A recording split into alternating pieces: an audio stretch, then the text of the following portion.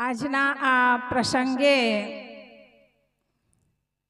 આપણે બધા સાહેબનું આમંત્રણ સ્વીકારી અને આ વાર્ષિક કાર્યક્રમમાં ભેગા થયા,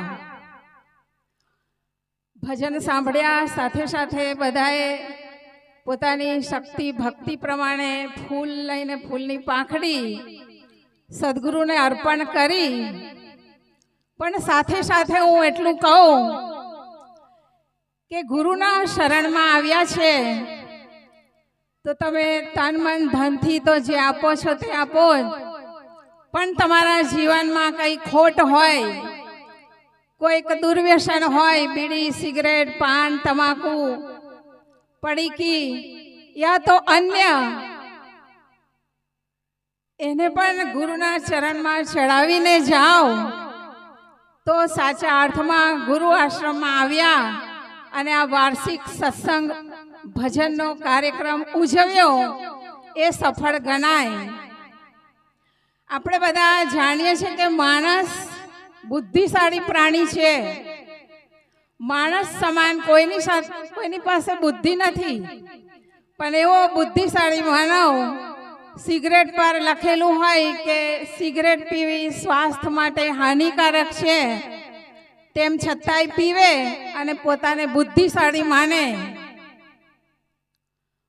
બુદ્ધિ હોવી જોઈએ અને હોય છે, પણ વિવેક પ્રધાન બુદ્ધિ હોય, સદબુદ્ધિ હોય તો એનું જીવન સુખપૂર્વક જીવે, એનું જીવન પવિત્ર હોય. અને એ સુબુદ્ધિ ક્યાંથી મળશે? એ સદગુરુના સંતોના સાનિધ્યથી, એમના સત્સંગથી, એમના જ્ઞાન વિચારથી આપણા જીવનને આપણે સુંદર બનાવી શકીએ. હમણાં આપણે સાંભળ્યું, શકલો દુર્મતિ દૂર કરો, અચ્છા જન્મ બનાવો, કાગ ગવન ગતિ છાડ કે હંસ ગવન ચલી આવો. આ દુર્બુદ્ધિના પરિણામે સદગુરુ કબીર સાહેબે પણ જોયું કે માણસ બુદ્ધિશાળી હોવા છતાં પણ એનું જીવન મનુષ્યને શોભે એવું નથી.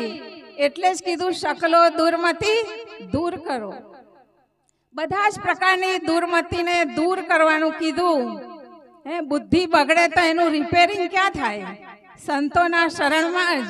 બાકી તો દુકાનો બધી છે, એ બધા ઇન્સ્ટ્રુમેન્ટ જે હોય એનું રિપેરિંગ થાય, પણ એની દુકાન નથી કે જ્યાં બુદ્ધિનો સુધાર થાય.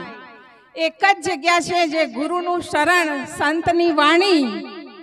એને પરિવારમાં જે ભાઈ ભાઈમાં, દેરાણી જેઠાણીમાં, સાસુ વહુમાં, નણંદ ભોજાઈમાં ઝઘડાનું કારણ શું છે? કુબુદ્ધિ જ છે. જો સુબુદ્ધિ હોય, સુમતિ હોય, ત્યાં ઝઘડો કદી થઈ શકે નહીં. પણ કુબુદ્ધિના કારણે જીવનમાં કેવું પરિવર્તન, કેવું પરિણામ આવતું હોય છે આપણે જાણીએ છીએ.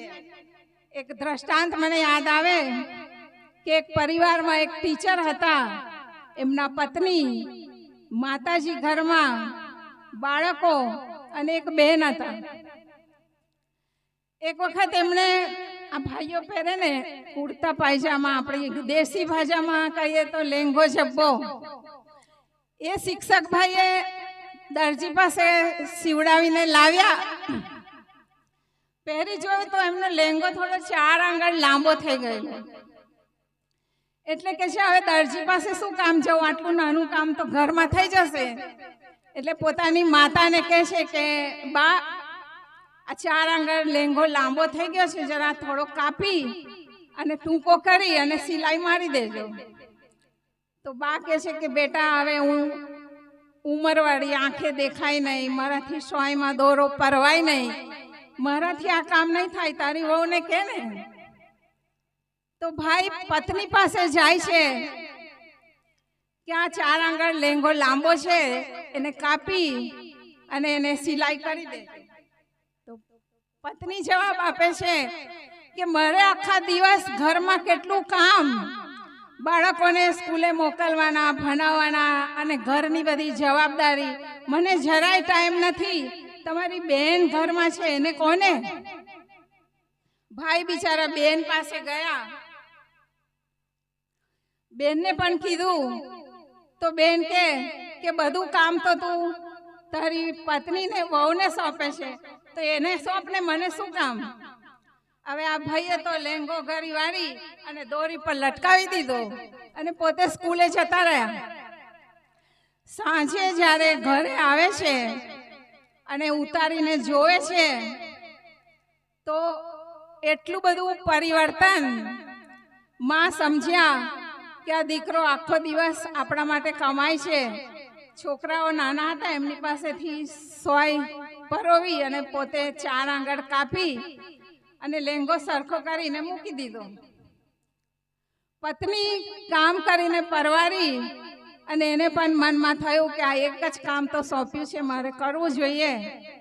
અને પોતે પણ 4 આગળ લેંગો કાપ્યો, સિલાઈ કરી અને પાછો જ્યાં હતો ત્યાં મૂકી દીધો. પછી બેનના મનમાં વિચાર આવ્યો કે મારા માટે ભાઈ બધું જ કરે છે તો હું આટલું નાનું કામ ના કરી શકું.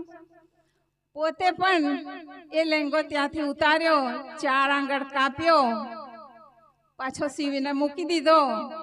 આ ભાઈ ટીચર સાંજે આવીને જોવે છે કે ચાલો દરજી પાસે જાઉં, રિપેરિંગ કરાવી આવું.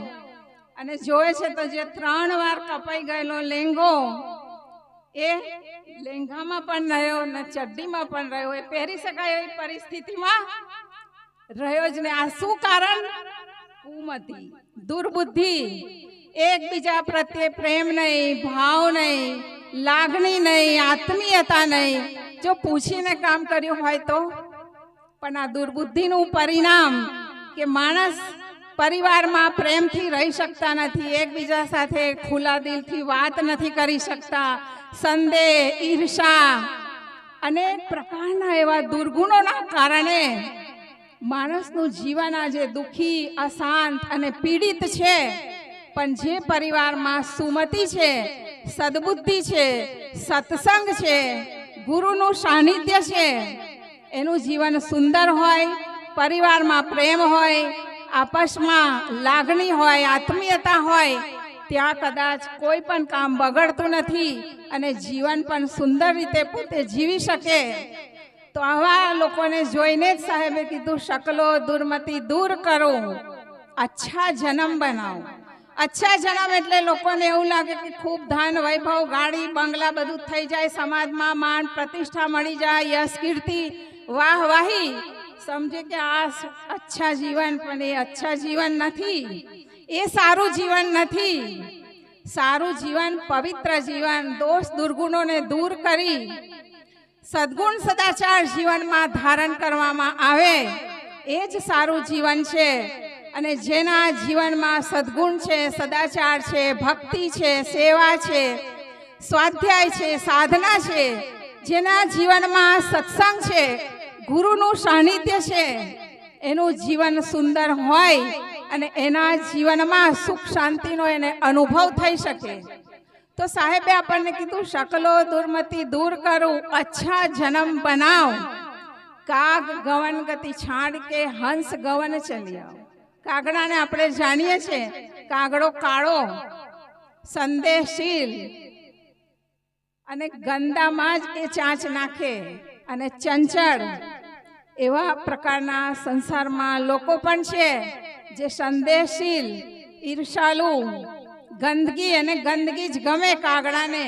એવી રીતે એ પણ જીવનમાં દોષ દુર્ગુણો લઈને જ જીવતો હોય. કામ, ક્રોધ, લોભ, મોહ, રાગ, દ્વેષ, ઈર્ષા, કલહ, કલ્પના. જેનું આવું જીવન હોય એ કદી સુખી થઈ શકે નહીં. તો સાહેબ કહે છે કે કાગડાનું જીવન છોડી અને હંસનું જીવન જીવ. હંસ નિર્છીર વિવેક કરે, મોતી ચને માન સરોવરમાં રહે. એવી રીતે આપણે પણ શુદ્ધ સંગતમાં સારું સાહિત્ય વાંચીએ, સારી સંગત કરીએ, સારા વિચારો રાખીએ, સારી જગ્યાએ રહીએ તો આપણું જીવન પણ સુંદર બને. જીવનમાં સદગુણ સદાચાર ધારણ થાય, દોષ દુર્ગુણ દૂર થાય અને આપણે પણ હંસની જેમ નિર્છીર વિવેક કરીએ. બંધન શું છે, મોક્ષ શું છે, આત્મા પરમાત્મા શું છે, હું કોણ છું, એને સમજ્યા વગર વિવેક બુદ્ધિ હોય તો જ સમજાય ને.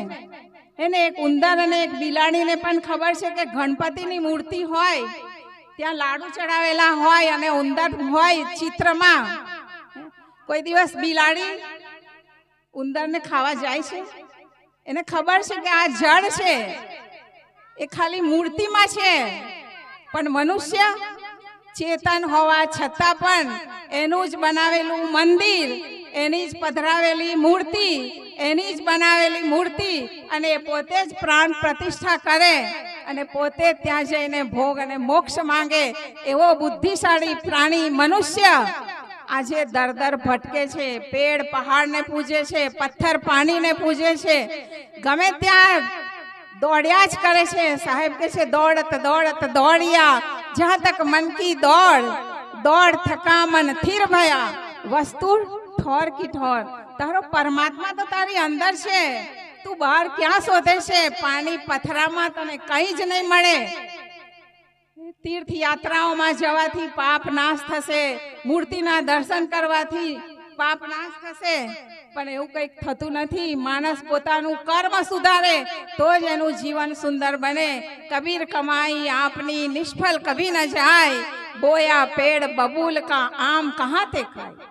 આપણે વાવીએ છીએ બાબળિયા અને ઈચ્છા રાખીએ છીએ કે આપણને કેરી ખાવા મળે, એ કદી સંભવ નથી। કેરી ખાવી હોય તો આંબો જ વાવવો પડે તો જ આપણને કેરી મળે। તો સુંદર જીવન, પવિત્ર જીવન, સુંદર વિચાર, સુંદર આચરણ હોય તો જીવનમાં સુખ શાંતિ મળે। એના સિવાય તમે ગમે ત્યાં દોડશો, બહારથી કશું પરમાત્મા નથી મળવાના, સુખ શાંતિ નથી મળવાની, મુક્તિ નથી મળવાની। જે કાંઈક છે તે આપણી પોતાની પાસે જ છે। આવા સદગુરુ સંતોના સાનિધ્યમાં પોતાનો બોધ પ્રાપ્ત કરીએ। અજર અમર અખંડ અવિનાશી શુદ્ધ સ્વરૂપ હું પોતે જ છું। પોતાના સ્વરૂપને ઓળખી અને જે એનાથી ઉપર દોષ દુર્ગુણ છે એને દૂર કરી અને જે મોહ માયા આસક્તિ મોહ મમતા છે એને દૂર કરી પોતાને ઓળખી પોતાનામાં સ્થિત થઈએ તો જ આપણું આ કાગ જીવનથી હંસ જીવન બની શકે। નિર્છીર વિવેક કરીએ તો આપણને સાચું જ્ઞાન મળે। તો આવા આ શુભ પ્રસંગે આપણે બધા સાહેબના સાનિધ્યમાં સુંદર પ્રસંગ ઉજવીએ છીએ। આ વાર્ષિક 51મો વાર્ષિક પ્રોગ્રામ કે અહીંથી કંઈક લઈને જઈએ, સદગુરુ સંતોના મુખેથી સાંભળી વાણી અને સદગુરુના આપણે આશીર્વાદ લઈને જઈએ અને જીવનમાં કંઈ દોષ દુર્ગુણ હોય, કોઈ કોટ્યું હોય એને અહીંયા મૂકીને જઈએ તો આપણું જીવન સાર્થક થશે। અને એના માટે જ આપણે સદગુરુ સંતો પાસે જઈએ છીએ, સત્સંગ સાંભળીએ છીએ, સાધના કરીએ છીએ તો આપણા આ જીવનમાં આગળ ખૂબ ખૂબ પ્રગતિ થાય। એવી જ શુભ ભાવના સાથે વાણીને વિરમું છું। બોલો સદગુરુ દેવ કી જય।